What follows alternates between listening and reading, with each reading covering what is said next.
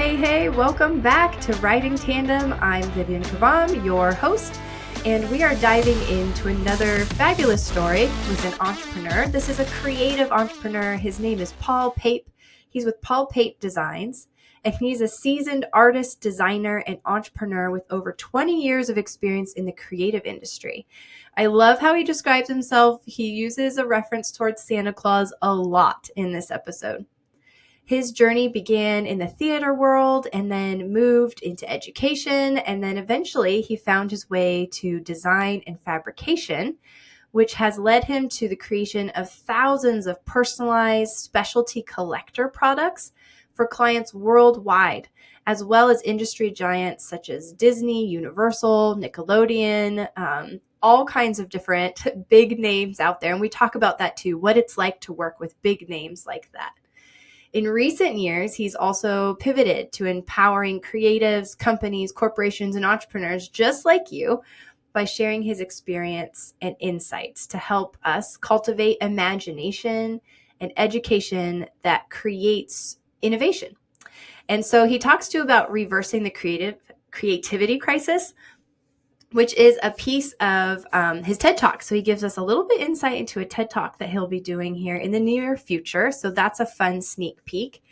And he just talks about making work and life fun again.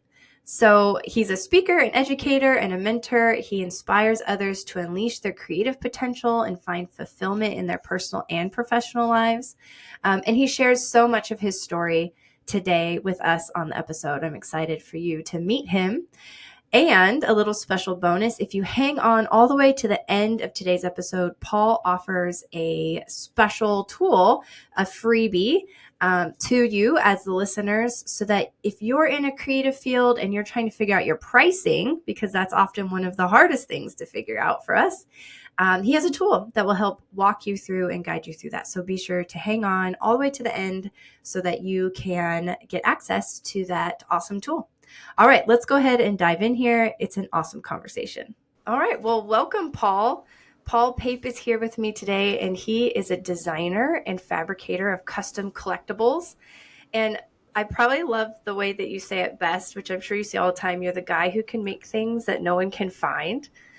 So welcome. We're going to have to discuss more, like, what on earth does that mean? So I think it's pretty fascinating. So welcome to the podcast. Thank you for having me. I appreciate it. I'm looking forward to it. Yeah, I'm excited because it's always fun to talk with creatives, and you clearly are quite creative. You work in a lot of different mediums. I was reading, so I read sculpture, woodworking, leatherworking, 3D design, fabrication, jewelry, metalcraft. And I'm like, so what do you not do at this point? Is there something you don't do that you are thinking about? No, I mean, a couple of weeks ago, I was even making giant plushes for the Tonight Show. So, I just, it's honestly, it's whatever people need is what I get into. And I've just never really been afraid to kind of try something new. And my background is in theater. And when you're a theater designer, especially in props and scenery, you are required to do a lot of things. And so I kind of cut my teeth on a lot of random skill sets while doing theater for a while. So is that how you got started with so many different mediums? Was it like creating set designs and things like that? Yeah, my degrees are in scenic and property design. So I have a BA and an MFA in that. And I went down that rabbit hole. I've always been a creative kid. It was just trying to figure out what to do with it. And I wasn't always sure like the avenue. And then I found theater when I was in high school, wanted to be an actor, got into undergrad, found out I was not a great actor. And then I was like, but I still want to do theater. So I was fortunate to meet a man named Bob Welk, who was the chair of the department at the time. And he asked me if I wanted to learn how to do everything in theater. And I took him up on it because I love to learn, and kind of found my way into all the design aspects of it, and then fell in love with scenery and scenic design and props and such. And so I just kind of ran with it. Okay, so I have to ask some questions about scenery design first. Mm-hmm. I know that's not... Are you still doing scenery? Like, do you still design? Not as often as you think. Okay. Mostly it just goes into props, but yeah, feel free to shoot here. Yeah. Okay, so what was like the most elaborate one that you recall working on, where you thought, I don't know if this is going to happen, or it just took so long? I made a pool in a place that shouldn't have one. Uh-oh. And it was interesting because there's a lot of things that you don't think about when you're doing a show with with giant swimming pool in it. And it was an Uh-huh. infinity pool, which means that the back edge isn't there. It just kind of rolls off the end. And that's how we recirculated the water. And you don't take into consideration like actors and makeup and temperatures and all Oh of a sudden we had my. to have it rain, but we also had projections and lights. So it was a huge learning curve on that one. And ironically, in the middle of our technical rehearsals where we bring all the elements together, we lost power.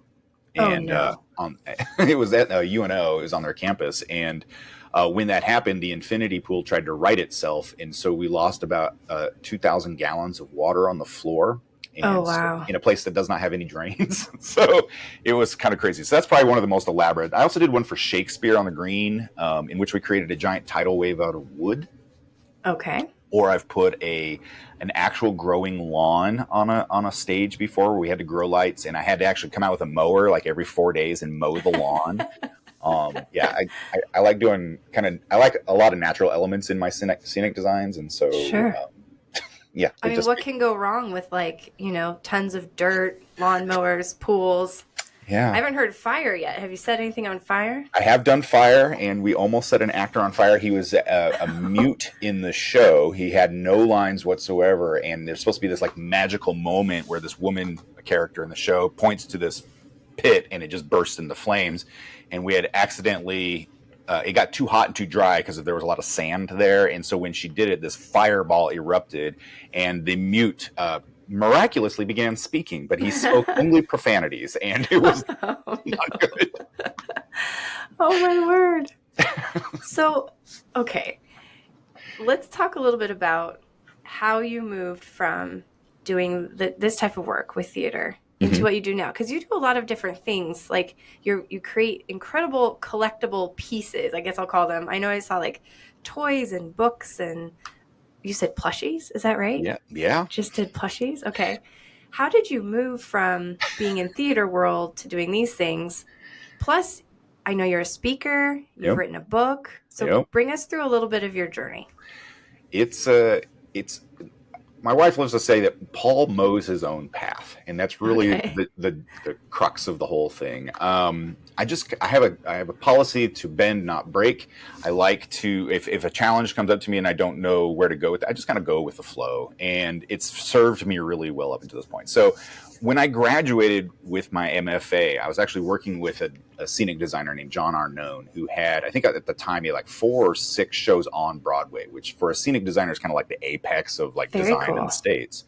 And so I was talking to him about it, and I said, what's it like? Because I'm obviously just getting into this world, and you're at the top of it, and I just wanted to know how it was. And he said, it's miserable. Oh And no. I said, elaborate, please. And he goes, I spend all this time on the road. I'm never at home. I can't really set down roots, anything like this. And I'm like, well, this is a heck of a time to tell me this, John. So then Mm-hmm. it kind of like woke me up to like how I wanted to actually live my life. I didn't want to be a nomad.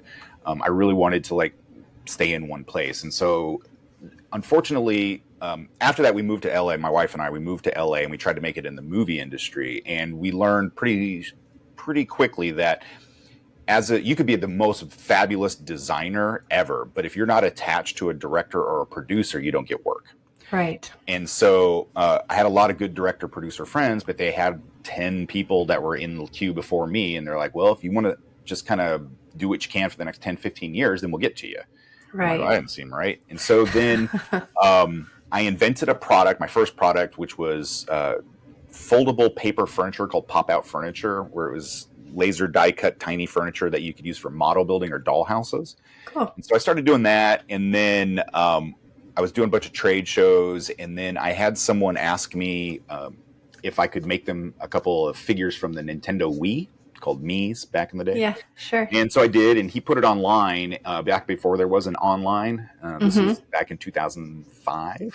And so I started getting a lot of inquiries from other people around the internet asking if I could make their Mii's as well. And I think I made well over 1,000 of those. Wow. And that was when I asked my wife if I could quit my full-time job and just try and do this artsy thing for real. Mm-hmm. And she said, sure. And so from that point on, it's basically anytime anybody had hey, can you make this? The answer is always yes, and then try and figure it out.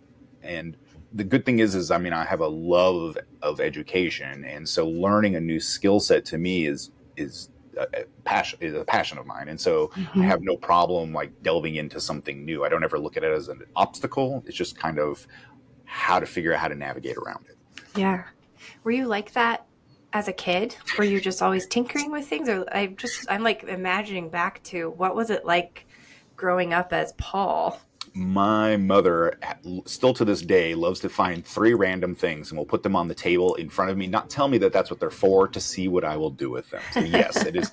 It has definitely been something that's been part of my being. My grandfather was super creative. My mother is super creative.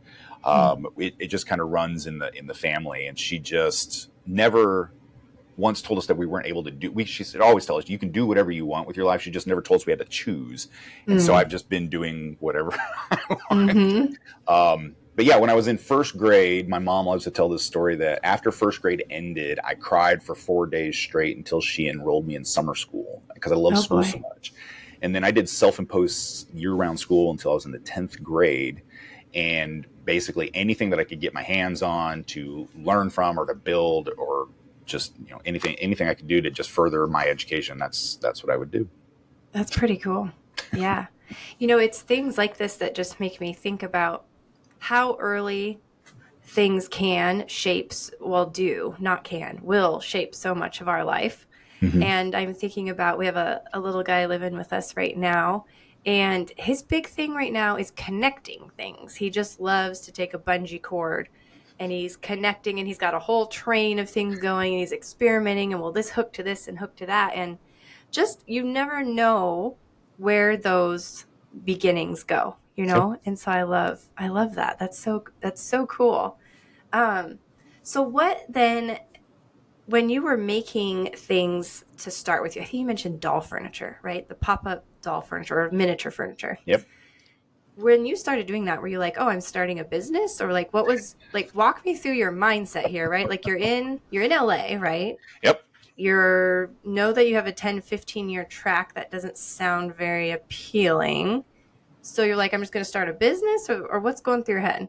I was doing a set design for a show called I Am My Own Wife, which ended up being a Pulitzer Prize winning show. And in the show, it's about a transgendered woman who hoarded furniture from a very specific time period in Germany during World War II. It's very Well, specific. very, very specific. And so the set design for it was supposed to be like a reflection of her memories of the furniture. And so we made these piles of furniture all the way around the set. And in doing so, I had to build a model because that's what scenic designers do. We build these tiny Mm. little models to show what the design's going to look like. And I had to cut out over 100 chairs by hand. In my brain, as I'm doing this late into the night, I'm thinking there has got to be an easier way to do this. And Right. this was before everybody could have a 3D printer or a laser at home.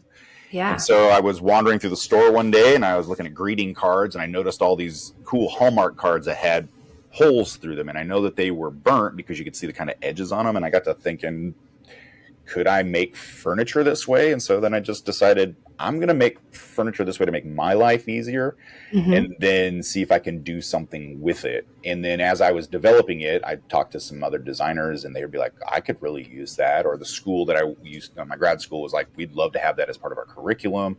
So I just decided, well, we'll give it a shot. Let's see what can Right. happen. So I actually went to Hallmark, to the person who produces their cards, and I said, this is what I'm trying to do. And because I have an idea and I'm going to do it regardless of whether or not people want to do it with me. And so I was like, this machine that you have is really cool. How accurate is it? And they're like, well, I'm like, it needs to be more accurate. And I Hmm. like, just from my gusto, I guess, they tweaked that machine to the point that it had like zero like movement in it, which is unheard of in their industry, but I helped their business move forward as well. And so I was able to like really kind of set the bar there. And we made tens of thousands of sheets of this tiny furniture, and then ended up selling it into like Rose Brand, which is a huge catalog for theater design and such. And so it was carried by a few of those, and then it lasted about good 10, 15 years.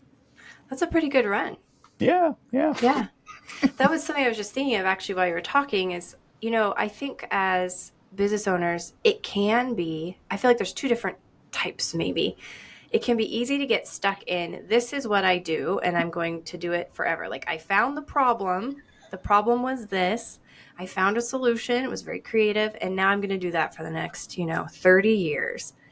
But you've really changed. That's a good run, 10, 15 years. Yeah. But you've done a lot of different things. Yeah. What drives that? Why not stick with, okay, I'm really great at sculpting figures. I'm going to pour everything into that. Why the diversity for you? I think the answer is if you do a macro, if you pull back the lens, you're going to find that what I actually do is creative problem navigation.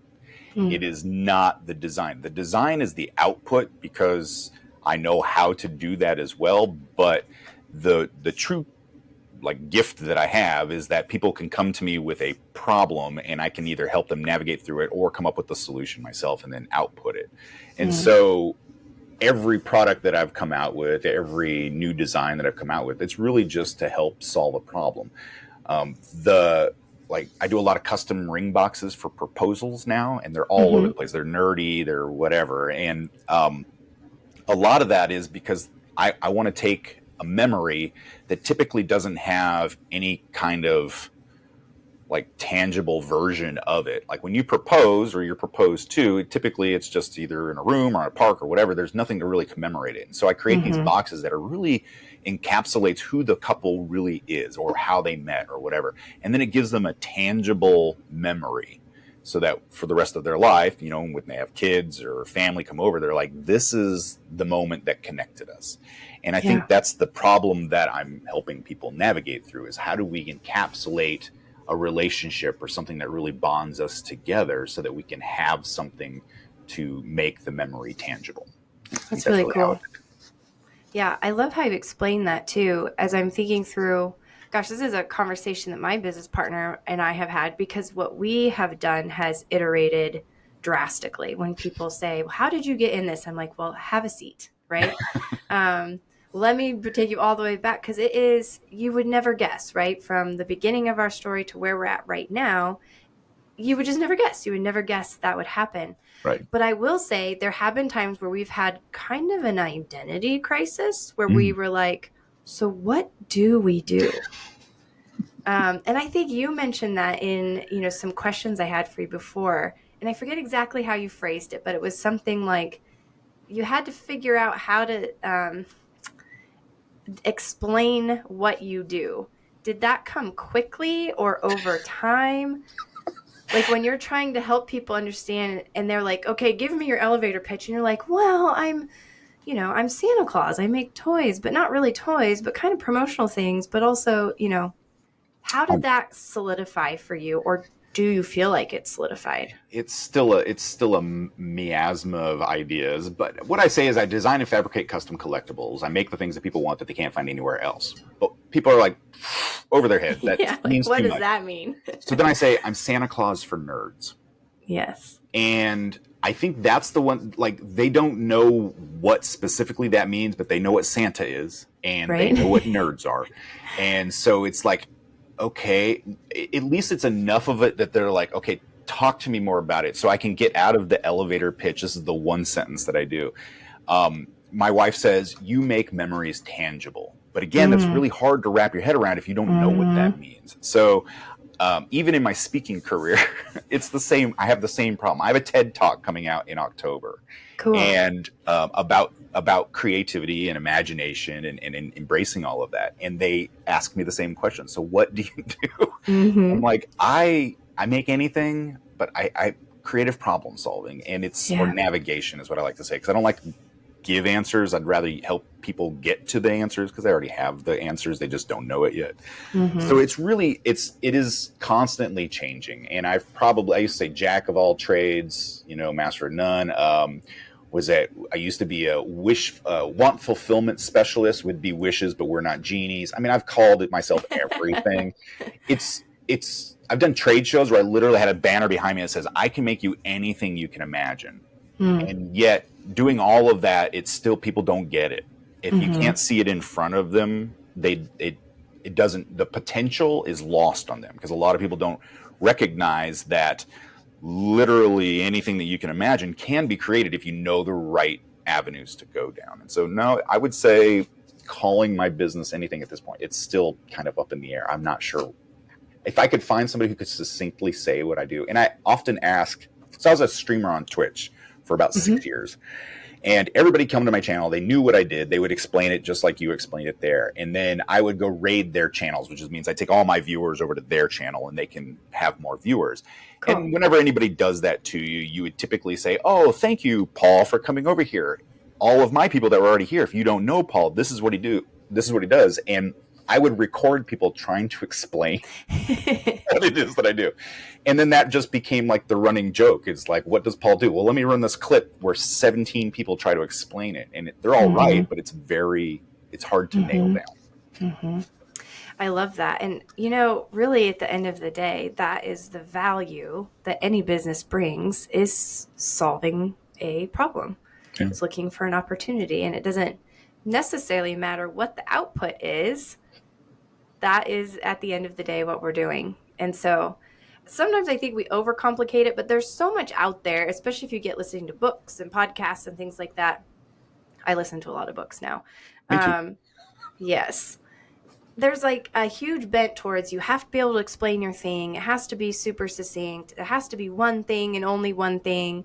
And as a creative person, I really have a hard time with that. And I can feel a lot of pressure of, if I can't do this, then clearly, maybe I'm not really where I'm supposed to be and I need to work harder at it.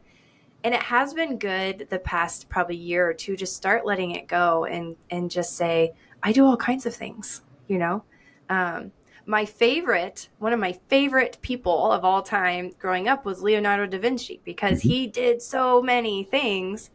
And I think about that today. Like, if he was in entrepreneur world now, would he feel like he had to explain himself? I don't know. But he did a lot, which was really cool. Absolutely. And I have a coach for speaking right now, and that was his big emphasis for me for like the first 6 months. He's like, you have to narrow it down. The riches are in the niches. You got to find your, Yes. And I'm like, I'm not in those. I don't fit that mold.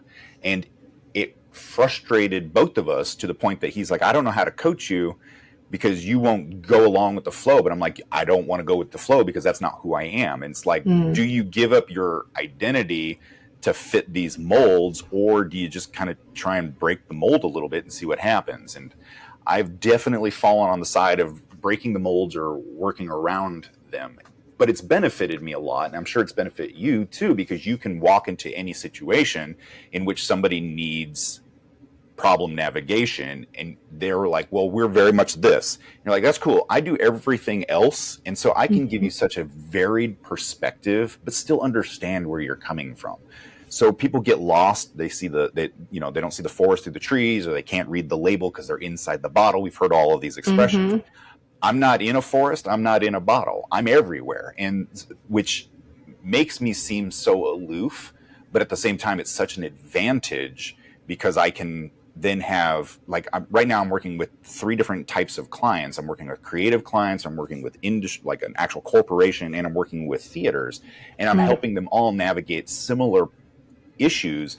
But since I can come at each one of them because I've got a varied education and mindset, that I can help every single one of them. And so for me, the riches are more in being able to understand the vast majority of problems that you can come into, and then help navigate through solutions that way. I love that. And that's how life is too, when we think about it. Yep. And yes, the riches and the ditches is the one that I'm always like, oh, it just grates, like, because there's a piece of me that goes, that's so simple. I would rather it be simple. I'll just figure out the niches and then I'll have the riches, But life is not that way. I have yet to experience life where it felt like there was just one thing going on in life, And so being able to be versatile and navigate, I do think is what can be the real magic that people can bring. Okay, so speaking of magic, you have worked with some really big clients too, or maybe I shouldn't say big, well-known, right?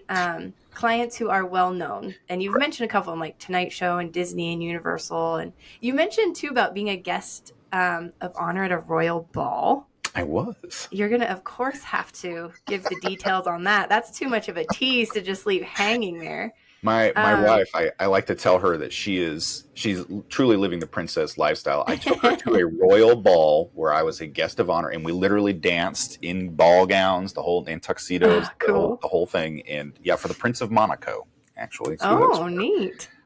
back in 2002, I was awarded the Princess Grace Foundation Award in Design Excellence, and then I also got the Fabergé Design Excellence Award. And out of like 1,200 applicants, they pick one, which was a huge honor. And then it's a pretty prestigious thing. And what happens is they fly you out to New York City, to the Waldorf Astoria. You meet the Prince of Monaco, who's now the King of Monaco. And then they actually bring you up on stage and they do this whole award ceremony. And then they do a big ball at the end of it. You get to dance and all that stuff. And That's awesome. I was awarded a Fabergé egg, which sits on my nerd wall over there. And I don't know what to do with it, but I'm like, it's great. But yeah, and so it's a huge honor. But it just kind of, I think it helps drive home that design is just who I am, and that, you know, the accolade that goes with it. It's nice reassurance that I'm on the right path. Yeah, that was a question I have for you is, what does it mean to you, or does it mean anything, right, to work with names like that? I mean, those are big names. I think a lot of people look at and they're like, wow, that just sounds, you know, it sounds like, and I think you'd put in your notes to me, even like, even though you've worked with some of these, it doesn't necessarily mean that, you know, Mr. Walt Disney executive XYZ knows you walking down the street, but there is some prestige that goes with names like that. So how do you, like, what goes through your head when you think about working with names and brands that are so well known? For me, I mean, it's I'd like to I'm going to dispel the myth, and then actually, I'll talk about the myth, and then we'll dispel it a little bit. Perfect. So, for me, it's an honor to be able to say I've worked with these people, especially in what I do. Like when I'm working with Disney, they're hiring me out to help them navigate a problem that they have, and I've done a few jobs for them across the years here. But what's interesting is it's Disney. They're the Imagineers. They're the people with the imagination. These are the people who create all this stuff, and then when they get stumped and come to me, that's a huge honor. Sure. And I would think that's great. Same thing with working with Nickelodeon or working with the Tonight Show. It's the same issue that they bring up, and it is truly an honor to be able to work with companies like this, to be able to kind of come in and guest, because I don't want to work for them, you know, because I like to do all the different things that I do. So it's nice to be able to come in and kind of see behind the curtain for them as well, but kind of to give them the expertise that I have without being locked down and having to do it on the daily.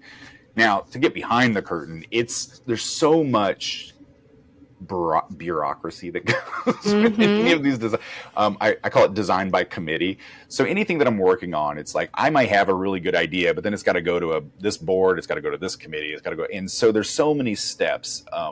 Like when I work with the Tonight Show, I have a lot of, I'll tell people this, I just did this thing for the Tonight Show, and they will, they're like, oh, are they going to bring you on? I'm like, no, that's not how that works. Or, oh, are they going to say your name, or can you promote? I'm like, no, they literally are paying me to be invisible. And so you've kind of got to check the ego at some point and just recognize that the acclaim is nice. It's a nice feather in the cap, helps to open up other doors, but it's not going to really lead anywhere. And that's the reality of working in a giant corporation with these huge companies like this, is that you are just a cog in the machine. But it is cool to see the product in places. Like I've got stuff at Universal Studios, so when I go down there with my kids, I can be like, hey, look over there, somebody might have made that. That's cool. Yeah. Or you're watching television and people will be like, I just saw such and such on this show. Did you make that? I'm like, yeah, I did. But I can't advertise it because it's written into the contract that you're not able to talk about these things. And so they kind of have to go on the sly. And if somebody points it out, then I can say, well, yeah, I might have done that. Might be my name on the bottom of that one. Yeah. Maybe not. Can neither confirm nor deny. Right. Yeah. And, so I think that's super helpful for people to hear of, yes, there is, honor and excitement with that. I worked for a little while with a subscription box company, and we partnered with Disney and Discovery Channel and Crayola and these big names. And yes, we got to be in the room with them. Yes, we got to collaborate alongside them. But as you said, at the end of the day, there was an element of being paid to be invisible, and depending on how that relationship worked out. And I totally agree. There were times where I was like, gosh, this is so cool. And there were other times where I was like, I would rather work with somebody with less big names so we could go through less approvals, right?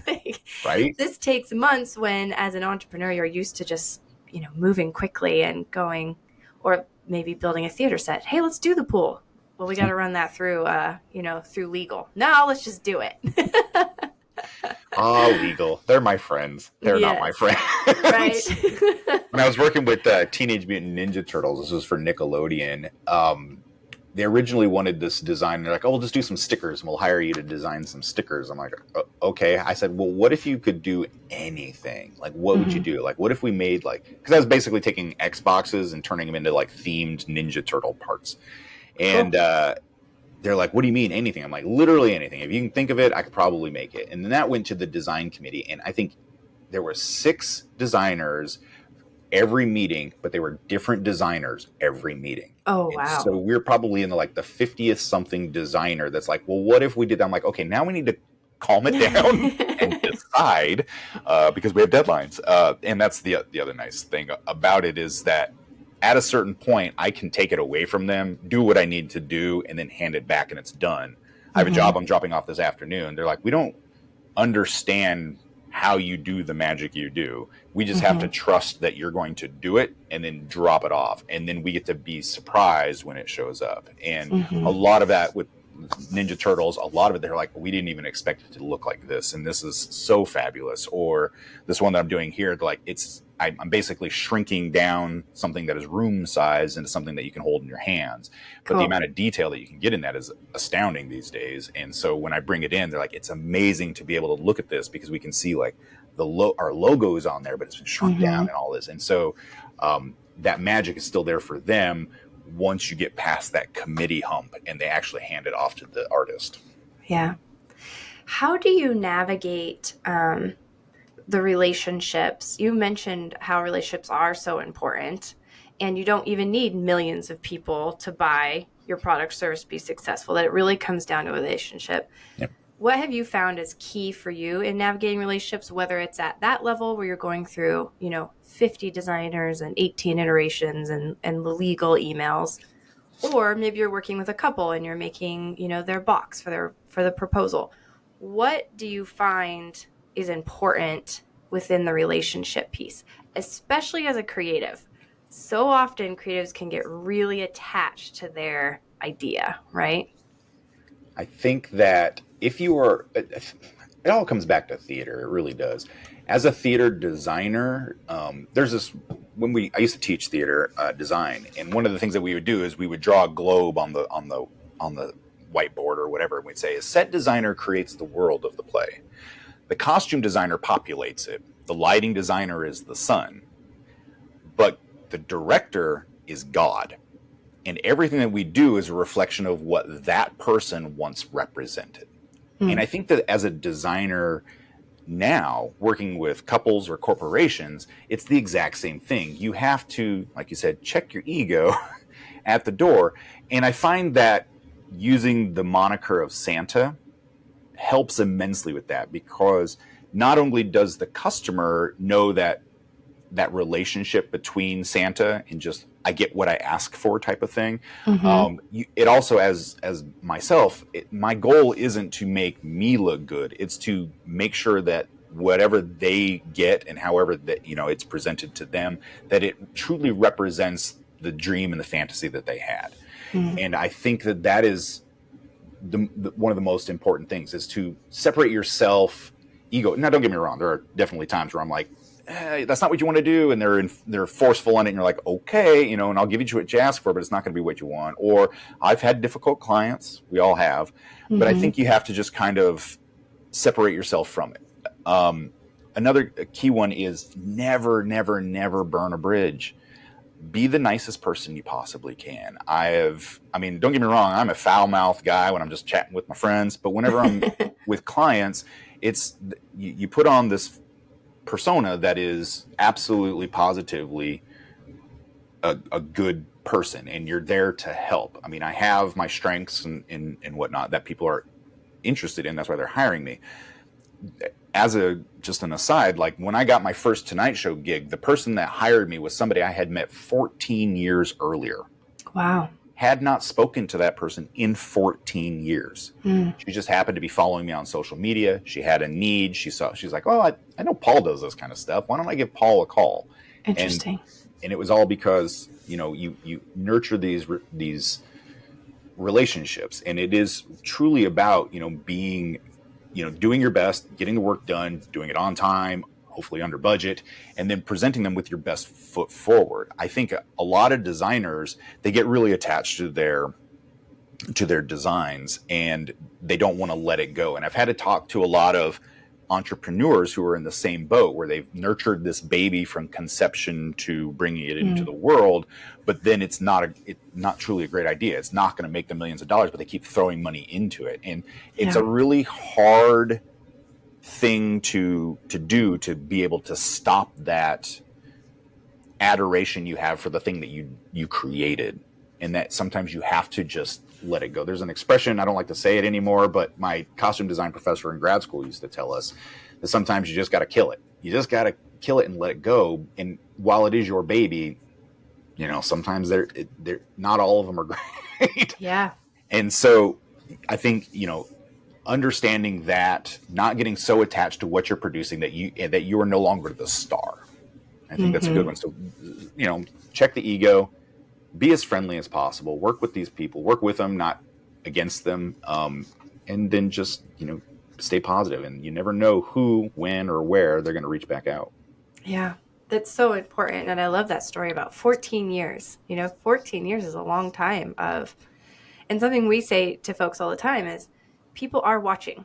They are absolutely watching. And we do a lot with helping people figure out social media and what that might do for them or might not do, right? There are times where that's the case as well. But one of the things that comes up, well, nobody's commenting, nobody's liking, I don't know for sure. My hunch is that woman you mentioned wasn't necessarily liking, sharing, commenting on every single thing you put out for 14 years, but she was watching. Yep. And that's so important to remember, and being consistent in your, checking your ego for that long is important. You can't fake that for 14 years. No, that's probably been one of the hardest lessons for me to learn. And I think that I had a trial by fire, because when I got out of grad school, I spent that year trying to figure out my product or whatever. And then I went and actually taught college for 3 years. And it was because I loved education. I thought this is a perfect fit for me. And I found out that I love learning. I don't like teaching. But it was in trying to explain my processes or trying to educate people who are not me that I really learned that you've got to separate yourself from this. And it's because it's not about you, especially from a teaching point of view, or for, problem navigation or whatnot. You don't know how anyone else is thinking. You do not understand any of how they're actually going about it, where they're at. All you can do is look at the facts that are presented, and then you've got to have compassion for it. And it was a really big wake-up call for me as a professor when I was trying to explain design and process, and just seeing, I had so many people cry because they were like, we just don't think like you. And it really took a moment for me to set that aside and be like, okay, now I get that now. And so let's try this other approach. And I found that the gentle approach, the caring approach, being human with these people is much more important to them, because it's not so much about what you say, it's how you make people feel. And if you can have that throughout all of your work, hence Santa Claus, it can help people to connect. As you think back through this journey thus far, sometimes when we look at the end, or where we're at, I know this is not the end, where we're at in this point in history, it's easy to look back and go, wow, he must have just been successful the whole time. Like he quit his job. His wife said, yeah, go for it. We're going to make, plenty of money in paper doll furniture. Let's do this. And then it was just smooth sailing from there. Yeah, absolutely. Is that true? Not at all. What has that journey looked like? This, I think, is so interesting too, especially because, we talked about finding your niche, and you are very specific while being so unspecific at the same time. How have you navigated through balancing your life, paying bills, following your dream, going for things, trying things, being bendable, not breakable, while still just, putting groceries on the table? Has it always been easy? No. My wife is a costume designer, and I am this. And Right. so two artists, in theory, should be dirt poor living in the ditches. Mm-hmm. We've managed to both eke out a very livable life. I will say that it is my ability to take any job that I think has been really useful. Mm-hmm. I won't turn that away. But there is definitely mean times. Let me tell you, I've got 3 kids, and there's been more than one occasion where I'm like, do I need to go get a real job? Is this actually panning out? Like the whole public speaking or professional speaking that you brought up earlier. That's a newer one for me. That started back in January, and Okay. I literally had someone tell me, "Go get an effing job." Instead of trying to do this frou-frou thing where you talk to people. But in the 8 months since that happened, I've made more money, which I hate it that that's even a metric, but that's how most people refer to success, is in the money metric. But I've made more money doing that in 8 months than I had doing my job where I was working 16-hour days. It is hard. It's never as easy as you think. I have a very understanding partner, which I think has made a huge difference. Don't get me wrong, she gets stressed out too. Sure. Because there are times when we're like, we can't, like, no one is a single income family anymore. There's no such thing. And so if my business completely drops out because I am freelance all the time, it's hard. Credit card debt is a real thing. Mm-hmm. But fortunately, we've been able to pull ourselves out of it. But yeah, income when you're first starting out as an artist, it's never a straight line. It's an EKG. And let me tell you, that opening scene from the movie Up, where you see him like saving the goat on that trip, and then they smash the jar. That is the life. That is just what happens. And we just had that happen recently. We came into a decent amount of money from a couple good jobs that came through, but then tornadoes came through and took the roof. And it's like, okay. And then we had a tree fall on my son's car. And yeah, it's been crazy to see, like, even at this stage in our life, that these things, it still happens. It's the EKG of life. And I think you just can't be broken by it. You have to kind of understand. And that's the other thing, is we always live in the now. We live in the, like, we look very much focused, like, okay, it's August. This is my August money. But if you start pulling back, you start to see trends. And when I was on Twitch, we have moderators, we call them mods. And I'd be like, oh, I'm just never going to work again. There's nothing coming in. And my mods would be like, oh, it's October, Paul. This is your mean time. This is when nothing happens. And this is historically what happens every single year. And so you start to see trends. Then you're like, oh, well, then you can start to plan for those trends to hopefully, make sure, start saving up until October, so that when October hits, you're not broke. Mm-hmm. It's those types of things. It's all perspective. Yeah, I love that. And that cash flow piece is important to remember. And it is so easy to ride the emotional wave of cash flow. Yeah. For sure, like, raise my hand, have done it more than once. And, it's my husband who will often say, hey, Vivian, you remember this time last year you were feeling this way as well? Or, you get into the winter season and that can just feel a little more of a downer in the Midwest area. And so it is helpful, I think, to have people who can remind you of that, as well as one of the things I get really passionate about is knowing your numbers and tracking them. Like, actually look at your books, look back over the trends, because they don't lie. You can look at it and see, and then you can make decisions that way instead of off of your, like, October panic, right? Absolutely. When you talk a little bit about balancing between knowledge and imagination. Tell me more about that. What do you mean by that? Well, it's good. Here's a preview to the TED Talk. So, great. Yes.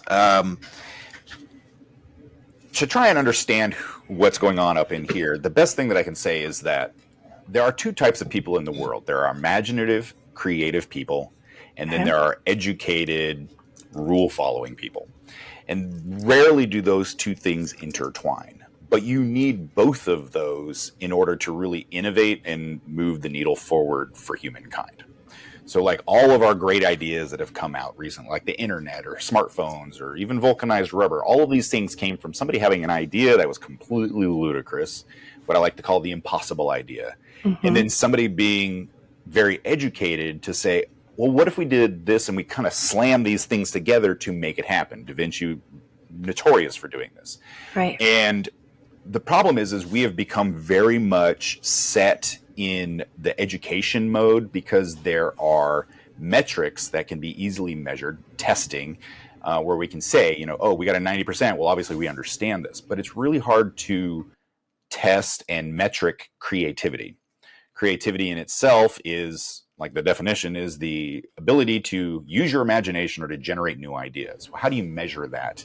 How do you measure new ideas, you know? Right. And so there is a way to do it, but it requires psychologists and a lot of one-on-one testing, which is hard to do. But those who were running the test noticed that since the 1990s, there's been a steady decrease in creativity. Interesting. And so like a 60% decrease since the 1990s. Wow. And the hardest hit are kindergarten through third grade. Which Like that they're less creative in kindergarten and first grade than they used to be? Yeah. Yeah, by Oh, 60%. wow. Like we're teaching imagination out of children. Which is weird when you think about it, because children should be the most imaginative. Right. And what I do on the daily is I take that imaginative side of myself and the educated side of myself, and I constantly am slamming those together to create these new things. So when people come to me and they want something that is completely unheard of, they've never experienced before, how do you do this? That's what I'm doing. I'm like, well, here's this imaginative idea, and then let me think about all the ways that I've learned something and see what we can have happen there. And we all have this capacity. We all do it every single day. We just don't think of it in those terms. But really, if we want to move the needle forward on all of humanity, we need to start by making our lives better. And every single one of us, you included, do this. We just don't recognize it as the pattern that we're in. If you've ever been in a situation where you're like, oh, I could do this job easier if I just did this, this, and this. And then it becomes like your personal shortcut. That's exactly what I'm talking about. That's blending those two things together. You had an idea, you use your knowledge, threw the two together, and you made something out of it. And so that's really the idea behind it about creativity, is that imagination and education should always go together, and that we need to kind of break down the box that we've created around ourselves with all the structure of education and realize that if we tap into the boundless potential that is creativity and imagination out there, that we can actually do so much more. Don't get rid of the rules. Just know that they are just, they're there, but they're not as fixed as, it's not a prison cell. It's literally, they're building blocks. So think of it like Lego, and those Lego can be anything you want as long as you use those rules properly. And that's what imagination helps you to do. I love that. And what an interesting and great perspective too, to be calling people to. Michaela and I, she's my business partner, we sat down, referencing back to earlier in our conversation. We were kind of going over again. So what do we do again? And who do we do it for? And what does it look like? And, you know, one of the things that we put up on the whiteboard, we're putting up, basically the question we ask ourselves is, Vivian, why do you get out of bed every day? And Michaela, why do you get out of bed every day? Like we co-own a business, but we have to show up here, and no one tells us to show up here except us. So why are you doing it? You know?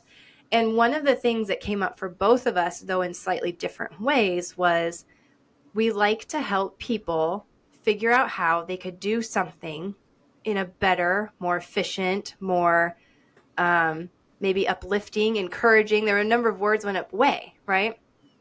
We don't have all the answers. Most of the time when clients come to us, I'm like, I don't even know exactly what you do, right? Like we're going to have to sit down and learn about what you do. But what we can do is take all of this stuff that we've learned from past experiences and clients and things that we've done, and we can take this thing that you're struggling to figure out or want to do, and we can look at it, right? Like we can look at it together and we can help you figure it out. And so Michaela and I are like, okay, so what is it about us that makes us unique in that? And it really was well, we're just not going to give up. And we think there probably is a better way, right? Like there probably, more than likely, there's a better way. So let's see if we can all, get there, figure it out and do it. So it's interesting you're talking about this because I feel like we've just been experiencing and like rediscovering this even about ourselves. And it really is about imagining what could be possible. Maybe we could do this. And then taking our past knowledge and putting it together to help our clients figure something out, launch something new, or do something interesting. And a big thing that is important to us with that is helping folks, especially who are in some sort of human care, where they're caring for humans in some way. So that also is just very rewarding to think about. How can we be innovative in that? So it does make me sad to hear that little people are losing their imagination muscles. Like that is, I'm gonna have to think about that, for a while here and go, okay, well, how are we gonna, right? How do we imagine that in a different way and bring things together? I think a lot of it is, like I've got 3 boys, and I love my technology. So I've had the first iPhone, first iPad, all of that, and I've given them all to my children. And I know that there's a lot of, children are self-babysitting, they're babysitting themselves with a device. And so they're not getting anything from it. And I remember being a kid, my mom used to turn on Sesame Street so she could get some stuff done around the house. So it's the same thing, just this one's portable. The thing that I've noticed with my children, though, is that it's not that they're not learning. It's that they're learning at such a different capacity than I am versus my parents were and their parents before them. Technology is happening so quickly these days that we're not able to keep up with the amount of education that needs to happen as quickly as the kids are taking it in. So what's happening is they're getting bored. And so with the imagination, they're taking tests and tests and tests to show that they're learning this stuff that is required for them to move forward and to show that metric. But they're losing out on the imagination because what we're doing is, go in and watch YouTube in your downtime or play this video game, in which instead of them being able to create more ideas or play games on the playground where they're making up the rules, we're saying, look at this person who's already done something creative. Now watch them and just absorb it rather than doing your own creative thing. And I think what we need to do is spend more time encouraging kids to make up games with their own rules, or to instead of just watching the content on TikTok, create content. Or create something. Even if you're not posting it, just be that person. And even with my kids, I watch them. They talk about, like, I don't know if you watch a lot of YouTube, but when they're doing things, they're describing what they're doing the entire time that they're doing it. Interesting. And we're like, why are you doing that? Who are you? Now I'm talking to my fans. I'm like, there's not even a camera here, kids. Like, who are your fans? Like, don't worry about it. Because they're all going to be YouTube stars. But that idea that they're content creators, even as children, and we're trying to always push that down. Say, no, don't use your imagination. Don't imagine that that's where you're at.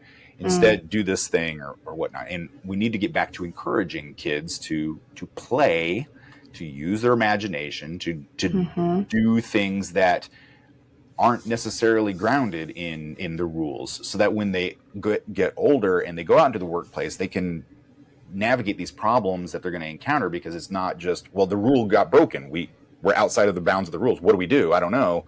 I'm going to watch my basement flood because my toilet's overflowing, because I don't know that I've only known to flush the toilet and not to turn it off. That kind of stuff. It's like these things, these problem solving skills that we're just not allowing kids to learn, because it's very much, these are the rules that we will follow and nothing else outside of it. That is a good way, I think, of describing it, as being the content creator. Yes. And not just absorbing it. Yeah. And I've noticed that with my niece, with the little guy we have. He will sometimes, can I make a video? And he does talk to, hi guys, and da da da da da da. And or my niece, she would do cooking shows. That was her thing. So while she was cooking or baking, she had her fans, and she came up with a name, and I can see how that's very imaginative and playing. I think about that too, even within our businesses and working. Like, do we leave room to play? And so that's a question I have, I guess, for you, because it appears as if a lot of your work is play, if you will, crafting, creating. But do you find that you have to be intentional for yourself about having a creative outlet, even though you're in a creative field? 100%. 100%. Like I'd say 1,000% on that one. Yes, because if you're not constantly feeding the creative aspect, that beast gets hungry and angry, and Right. it can actually lead to depression. It can lead to feeling left out. And even though I'm creating all these really beautiful creative pieces for everyone else, if I'm not doing the same for myself or finding that outlet, then Mm. you get sad. You get sad because there's something missing, because your creative outlet knows that there's something there. And like this project that I was working where I was minimizing that giant room size thing, it was, I think, almost like 30 or 40 hours of sitting in front of a computer, clicking buttons, doing geometry, which is not very creative. It's mind numbing. But then I would have to go find something else to do that would be more creative so that I didn't feel like I was lost. I love audiobooks. I'm a huge fan of escapism into these fantasy novels because my life is very, structured as far as the business goes. But to be able to imagine myself in those worlds is great. I do love to go out into nature and just to kind of see how it works, because it doesn't need us, which I love, because then it's self-sustaining. And then like, what can we take away from that? And then I love the inventiveness of my kids. I watch them and how they approach different problems or how they would do it at the different ages that they are. And that creativity is very diverse, but I can see where it comes from, and it's interesting to observe. So yeah, you definitely need a creative outlet, even in a creative job. You just got to find the thing that you love to do and that you can keep coming back to. Yeah, I love that. Random question here. So at Christmas time, seeing as how you're Santa Claus and all, do you home or not home make, but yes, do you hand make every single one of your gifts to people, or do you go buy gifts at like Target? So, or like Amazon? Does the Amazon ever come to your house, or is it just to like twice deliver a day, actually. like product raw materials? It's a lot of raw materials. Yeah. A lot of raw materials. My wife is a costume designer, which I've mentioned before, and I am Santa Claus for nerds. And so everyone says your kids must have the best Halloween. They must have the most creative Christmas. The thing is when like having a celebrity as a parent figure, they're just mom and dad. And so like mom is a costume designer. She can make anything.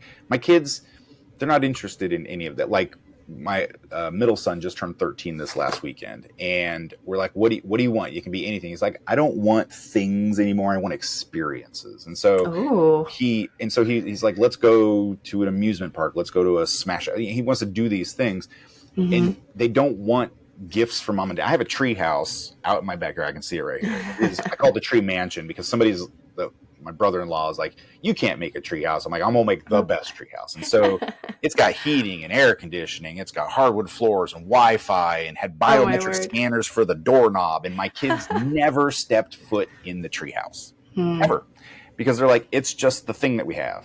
And and so when it comes to gifts, I always try to do at least one thing that is made for everybody, but for the most part, everyone that I know, they just want something from Amazon. Yeah. Or Target. Yeah. The old Target. Yeah. Paul, as we're wrapping up here a little bit, what do you feel like's next for you? Are there projects you're excited about, goals you're excited about? You mentioned speaking. I know you've written a book as well. Yeah. Are there things like that you feel like you're leaning into more now, or what's Paul's future look like? I love the idea. So I have two personalities that I like to talk about when I'm doing the speaking thing. And I have one, I call it the wolf, and then the shepherd. And so the wolf is the consultant. It's basically, I can come into anybody's business and I'm the guy who fixes the problem. I call it the wolf because it's the Harvey Keitel character from Pulp Fiction, the guy you call when you've got a problem. Right. That's the idea there. Is so I want to come in and help people because I love being able to show people that they already have the answers. They just sometimes need somebody to come in and help them zhuzh it up and figure it out from there. But then I also have the shepherd, which is just somebody I want people to know that we have all of these gifts and that we keep having them taken away from us because they don't fit into whatever molds that we think the world needing right now. And I really want to encourage people to really try to think and make life the best adventure that you can for yourself, and that we aren't as held strictly by the rules as we think we are. And we can, fortunately, we had the pandemic, which helps with that, because we realized that a lot of the structure that we needed in life could be put aside, and we can still do everything that we need to do without all that structure, which gives us time to do other things. And so those are really the two big things that I'm pursuing right now, is the consultancy, helping people to better their worlds, and then the speaking to really encourage people to do what I do, which is just live life like Santa Claus. Yeah. Have fun with it. That's cool. Paul, if people want to follow you or check out what you're doing, or maybe commission something fun, what's the best way to do that? I have two websites, paulpapedesigns.com, which is where you can find all of my things. If you want to hire me to make you something cool, you can go there. I also have paulpape.it, so you can Paul Pape it, which is basically the consultancy or the speaking side of it. So if you want me to come in and help help your business, or to come in and talk to your groups or whatever about all that, you can find it there. But I'm on social media everywhere as Paul Pape or Paul Pape Designs. Perfect. Good. We'll put links, of course, to all those things as well. Thank you. I think having you come and speak into individuals or groups of people sounds amazing. And so your TED Talk is coming in October. Is that right? Yep. Okay. So October 2024. And is that something where people will be able to find it online, or do they have to attend in person? What's that look like? So the live event is October 26th in Warrenton, Virginia. And then about 3 weeks after that, they'll post it on the TEDx website. So you can, our YouTube channel. So you just go to the YouTube channel, look up Paul Pape, and you'll see my talk there. Awesome. That's going to be really, really cool. I'm excited for that. And such a good topic. I'm glad we got a little preview. Thanks for that. Yeah. Sounds awesome. I often wrap up with a couple of rapid fire questions. Are you game for that? Sure. Okay, cool. So Paul, what do you think is the biggest misconception about owning a business? That you won't work as hard as you think you will, but at the same time, there's no such thing as a 40-hour work week. But you do truly love what you're doing, so you don't notice that the time is going. Yeah. Is there an important piece of advice that you were given in life and you've actually applied? Bend, don't break. That's right. That's the big one. Just when and fail with purpose, I think, is the other one. We have a tendency to hard stop when we encounter a problem that we can't solve. We can't, when we think it's failing, or we're told that failing is a hard stop. It's never a hard stop. Find a way around it. So make sure that, fail on purpose, because that's how you learn and you move forward from it. Love it. When you are going to sit back and relax, do you have a favorite snack or beverage, or what's your go-to as far as that? I'm looking around my desk here. I'm going to say I've got powdered donuts and some potato chips, so I'm going to probably go with that. But I also love my coffee. So yeah, for sure. You mentioned that you like to listen to books. Is there a book right now, or a podcast, or a song that you just kind of have on all the time, or you're really enjoying? The book series that I'm listening to right now is He Who Fights with Monsters, which is a fantasy novel. It's in the 10th or 11th book by now, but it is narrated beautifully. It's a good fantasy. It starts in reality and then goes into these fantasy worlds, which I love it when authors can seamlessly blend together what's really happening in our life and then showing you that there's an alternative use for everything. So. That's cool. Love that. Paul, is there something that people often get wrong about you? Yes, they think that I am an artist and that all I do is make things. And it's no, I mean, that's the output. I am a problem navigator, and it's a really hard thing to understand as a job. But yeah, I don't just make things. Yeah. I help to figure things out. So. Yes. Yeah. I get that for sure. And, so often that is the thing with business owners, right? Where people, they just see the output and you're like, if you only knew right. what I was actually doing over here. I know this looks so sexy and cool, but it is. Do you ever find yourself talking to somebody and you refer to yourself in the royal we? Because they're like, oh, me and my team will get back to you. And I'm like, I am the team. Right. Yes. We are the team. Yeah, in fact, brief story on that. When we first started, I previously owned a business and with my ex-husband, and we would say like, okay, we just need a minute to think. So we're not sure what to say. So we would say things like that, like, okay, well, we'll talk it over as a team, get back to you. And we're like, we're the team. We could talk about it right now. But even better than that, I hated having to correspond about like the invoices and like the bad guy stuff, right? Like where it would get sticky or messy and you're like trying to hunt things down. So we came up with a name, and I forget what we called her. It was a woman's name. We picked a name, and she was our accounting department. She was me.